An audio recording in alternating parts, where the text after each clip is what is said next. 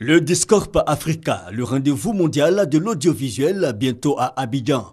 Après Johannesburg en Afrique du Sud, où ont eu lieu toutes les précédentes éditions, Abidjan accueille la 10e édition du Discorp, une première. À Johannesburg, en Afrique du Sud, en 2014, nous avons représenté la Côte d'Ivoire dans toute sa diversité, ce qui a conduit les organisateurs à se dire que la Côte d'Ivoire était un pays important au niveau des pays francophones et que la Côte d'Ivoire pouvait abriter effectivement le Discorp. Mais le Discorp, c'est avant tout toute une thématique.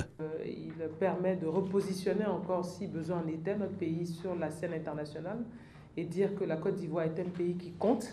Rendez-vous entre producteurs de tous horizons, acheter et vendre du contenu audiovisuel, un véritable enjeu pour la Côte d'Ivoire. Ça permet à la Côte d'Ivoire d'être un hub, un hub qui permet effectivement des rencontres B2B, très important pour nous, et rencontres entre les producteurs, les diffuseurs, les distributeurs, donc vraiment des opportunités réelles qui vont permettre à tous nos producteurs indépendants de pouvoir vraiment se faire voir, rencontrer des personnes qu'elles n'auraient pas pu rencontrer autrement.